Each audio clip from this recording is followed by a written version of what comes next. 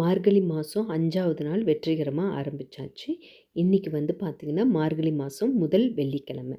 அதுவும் இல்லாமல் வெள்ளிக்கிழமை அப்படின்னாலே பொதுவாகவே ரொட்டீன் ஒர்க் நிறைய இருக்கும் பூஜை விஷயமாக. வழக்கம் போல் டே வந்து பார்த்திங்கன்னா 4:40க்கு ஸ்டார்ட் ஆச்சு. எந்திரிச்சு ப்ரஷ்லாம் பண்ணிவிட்டு குளிச்சுட்டு வந்து கோலம் போடுறதுக்கு டைம் வந்து பார்த்திங்கன்னா 5:10 இருக்கும். இந்த கோலமெல்லாம் போட்டு கலர் பண்ணி முடிக்கிறதுக்கு 5:30 அந்த மாதிரி ஆகிடும். அதுக்கு முன்னாடியே வந்து பார்த்திங்கன்னா பிரம்ம முகூர்த்த விளக்கு வந்து ஏற்றுறதா இருந்தால் ஏற்றிடலாம், இல்லாட்டி கோலத்தை போட்டுட்டு தான் ஏற்றணும் அப்படின்னாலும் அந்த மாதிரியும் பண்ணிக்கலாம். எல்லாமே அவங்கவுங்களோட மனசுக்கு ஏற்ற மாதிரி தான். சிம்பிளாக ஏதாவது ஒரு கோலம் போடலாமே அப்படின்னு சொல்லிட்டு ஒரு கோலத்தெல்லாம் போட்டு அதுக்கு வந்து கலரும் பண்ணி விளக்கும் ஏற்றி பூஜையும் பண்ணியாச்சு. இன்றைக்கி வந்து பார்த்திங்கன்னா மார்னிங் கோவிலுக்கு போய் சாமிக்கும் தண்ணி ஊற்றிட்டு வர்றதுக்கு லேட் ஆகிடுச்சு. அதனால நான் வந்து இன்றைக்கி நைவேத்தியம் வந்து சாமிக்கு அவலும் அதுக்கப்புறம் வந்து பார்த்திங்கன்னா அதுலேயே நாட்டு சர்க்கரை ஏலக்காய் இதெல்லாம் போட்டு தான் பண்ணியிருந்தேன். நீங்கள்லாம் வந்து வெள்ளை கோலமாவோட அரிசி மாவு கலந்து போடுவீங்களா, இல்லாட்டி ப்ளெயின் கோலமாவு கலந்து போடுவீங்களான்னு சொல்லுங்கள் எனக்கு. எனக்கு வந்து பார்த்திங்கன்னா கோலமாவு வாங்கிட்டு வந்து அதுக்கு ஈக்குவலாக வந்து பார்த்திங்கன்னா அரிசி மாவு கலந்து போடும்போது அந்த ஃப்ளோ ஓரளவுக்கு வர்ற மாதிரி இருக்கும். அதனால் நான் கொஞ்சம் அரிசி மாவு நிறையவே கலந்துக்குவேன். மார்னிங் வந்து கோவிலுக்கும் போயிட்டு வீட்லேயும் வந்து பூஜை பண்ணிவிட்டு அதுக்கப்புறம் ஆஃபீஸ்க்கும் கிளம்பணும் அப்படின்னா கொஞ்சம் டஃப்பாக தான் இருக்கும். பட் ஆனால் அது வந்து ரொட்டீன் ஆக ஆக பழகிடும். ஆல்மோஸ்ட் வந்து மார்கழி மாதம் 5 நாள் ஆகிடுச்சு, இன்னும் 25 நாள் தான். ஏன்னா காலையில் எந்திரிச்சு குளிக்கிறத நினச்சாலே ஒரு சிலருக்கு ரொம்ப பயமாக இருக்கும். குளிக்கும்போது பெருசாக குளிர் இருக்காது. பட் அந்த பனியிலேயே வந்து நடந்து கோவிலுக்கு போகும்போது அந்த குளிர் வந்து நல்லாவே தெரியுது. ஸோ இன்னும் 20 நாள் தான் இருக்குது, இன்னும் 15 நாள் தான் இருக்குது அப்படின்ற நினப்புலேயே ஓடிடும். இந்த மார்கழி மாதம் நான் ஏர்லியராக எந்திரிக்கிறதுனால எனக்கு கொஞ்சம் டைம் இருக்குது. அதனால் டெய்லி விலாகாக இந்த 30 டேஸ் போடலாம் அப்படின்னு தான் நான் வந்து டெய்லி விலாக் வந்து போட்டுட்ருக்கேன். அதுக்கு வந்து நிறைய பேர் பார்த்து சப்போர்ட்டும் பண்ணுறீங்க, சிலர் கமெண்டும் பண்ணுறீங்க.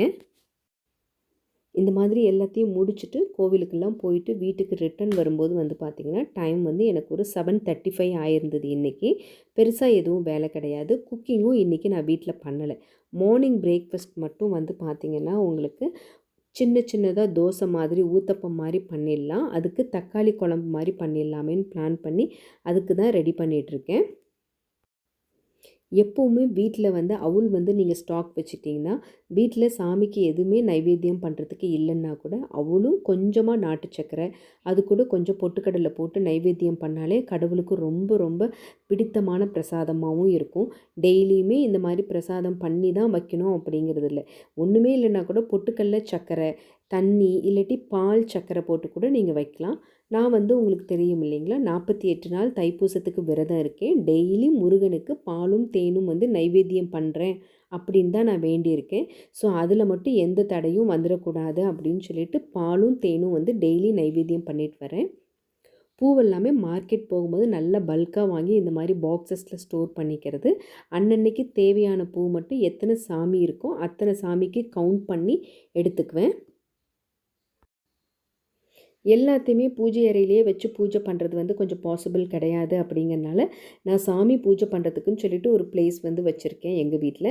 ஸோ அதை தான் உங்கள் கூட வந்து விஷுவலாக நான் வந்து ஷேர் பண்ணிகிட்ருக்கேன். இன்றைக்கி வந்து பார்த்திங்கன்னா அவுல் பண்ணியிருந்தேன் அப்படின்னு சொன்னேன் இல்லைங்களா, ரொம்ப ரொம்ப சிம்பிள். அவுல் வந்து நல்லா வாஷ் பண்ணிக்கோங்க. வாஷ் பண்ணிவிட்டு அதில் இருக்கிற தண்ணி எல்லாமே ட்ரெயின் பண்ணிட்டாலே போதும். அது ஊறணும்னு அவசியம் கிடையாது. அதில் தேவையான அளவு உங்களுக்கு வந்து பார்த்திங்கன்னா நாட்டு சக்கரை ஆட் பண்ணிக்கலாம். தேங்காய் பூ இருக்குது இல்லைங்களா, அதுவும் ஆட் பண்ணிவிட்டு ஏலக்காய் தூள் போட்டு நல்லா மிக்ஸ் பண்ணிங்கன்னா ஒரு சூப்பர்பான டேஸ்டான அவுல் வந்து கிடைக்கும். இது நைவேத்தியத்துக்கும் ரொம்ப நல்லாயிருக்கும். பசங்க ஈவினிங் ஸ்கூல் விட்டு வந்தாலுமே ரொம்ப ரொம்ப நல்லாயிருக்கும். நான்லாம் ஃபஸ்ட் டைம் ஸ்கூல் போய் இந்த ஃபயர்லெஸ் காம்படிஷன் அப்படின்னு கலந்துக்கும் போது இந்த அவுல் ரெசிபி தான் நான்லாம் பண்ணியிருந்தேன். ஸோ அதனால் எனக்கு எப்போவுமே இந்த ரெசிபி மேலே ஒரு தனி இன்ட்ரெஸ்ட்டும் இருக்கும். ஸோ இன்றைக்கி வந்து அதை வந்து பண்ணி சாமிக்கு சாம்பிராணி எல்லாம் போட்டாச்சு. வெள்ளிக்கிழமை அப்படிங்கிறதுனால அடுப்பு மேடை எல்லாமே ஆல்ரெடி தொடச்சி அடுப்பு மேடைக்கும் சாமியெல்லாம் போட்டு எல்லாமே பண்ணியாச்சுங்க. மார்கழி மாதம் டே 5 என்ன பிரேக்ஃபாஸ்ட் அப்படிங்கிறதையும் பார்த்துடலாம். கொஞ்சம் கொஞ்சமாக கேரட்டும் வெங்காயமும் கொத்தமல்லி கருவேப்பிலை இது எல்லாத்தையுமே ஃபைனாக சாப் பண்ணி லைட்டாக உப்பு போட்டு மிக்ஸ் பண்ணி தனியாக ஒரு பவுலில் வச்சுக்கோங்க. தோசை மாவு வந்து இந்த மாதிரி ஒரு திக்காக கல் தோசை மாதிரியோ இல்லாட்டி ஊத்தப்பம் மாதிரி ரொம்ப தேய்க்காமல் கொஞ்சம் திக்காக ஊற்றிக்கோங்க. அது மேலே இந்த சாப் பண்ணி வச்சுருக்கிற வெஜிடபிள்ஸ் வந்து நீங்கள் ஆட் பண்ணிக்கலாம். இந்த தோசைக்கு கீ ஆர் வந்து பட்டர் வந்து போட்டு சுட்டிங்கன்னா ரொம்ப ரொம்ப சூப்பராக இருக்கும். ஸோ பிரேக்ஃபாஸ்ட் வந்து இன்றைக்கி இதுதான். இது எல்லாமே முடிச்சுட்டு வந்து பார்த்திங்கன்னா வீட்டில் லக்ஷ்மி பூஜையும் பண்ண வேண்டியது இருந்தது. ஸோ அதுக்கப்புறம் போயிட்டு வெளியிலலாம் போயிட்டு வந்ததுனால திருப்பி எகெயின் குளிச்சுட்டு லக்ஷ்மி பூஜையும் நான் பண்ணியாச்சு. என்னோடய ஃப்ரைடே மார்கழி மாதம் 5வது நாள் இப்படி தான் போச்சு. இந்த வீடியோ பிடிச்சிருந்தால் லைக் அண்ட் ஷேர் பண்ணுங்கள். மறக்காமல் இன்னொரு இன்ட்ரெஸ்டிங்கான வ்ளாகில் பார்க்கலாம். தேங்க்ஸ் ஃபார் வாட்சிங். See you again.